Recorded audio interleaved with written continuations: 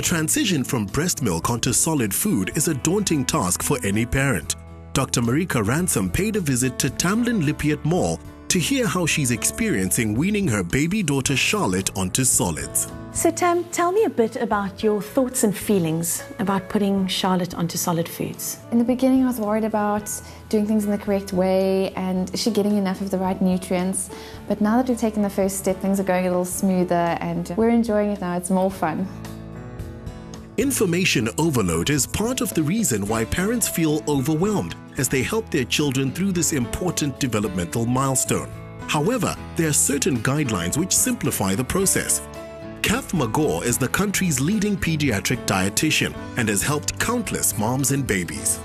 How will parents know that their child is ready for solids? There's a number of things a parent can look out for. So up until say 4 months, their baby was doing great on an exclusive milk diet and suddenly they start waking up demanding an extra feed. I always say give that extra feed and see if you can settle your baby. If it lasts for a week, then it's fine and you can just continue. However, if your baby continues to demand more and more and more, and the routines start to become quite disrupted and maybe they're not gaining sufficient weight or growth, those would be signs that your baby's probably needing something more. Other little signs that your baby shows you would be that they show an interest in food, and that's why I always say from after 4 months you need to start exposing your baby to watching you eat and watching people eat in food so that you can actually see if that evokes interest in your child.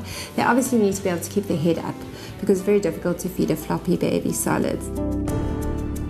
It's important to remember that your child's nutrient requirements will change as they start to drink less breast milk and eat more foods.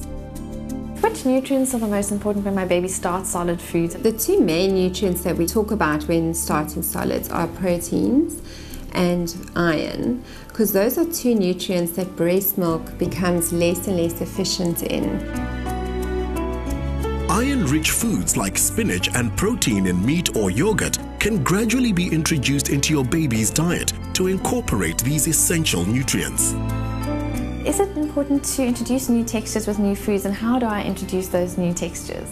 That's a very good question, because there's a lot of problems for moms when they go onto these smooth textures and then to transition them onto lumpy textures.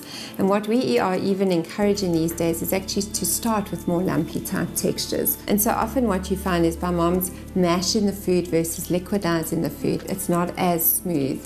And so they get used to textures much earlier on. Kath, thank you very much for spending time with us and for sharing your expertise. I'm sure clearing up a whole lot of uncertainties about the nutrition for little ones.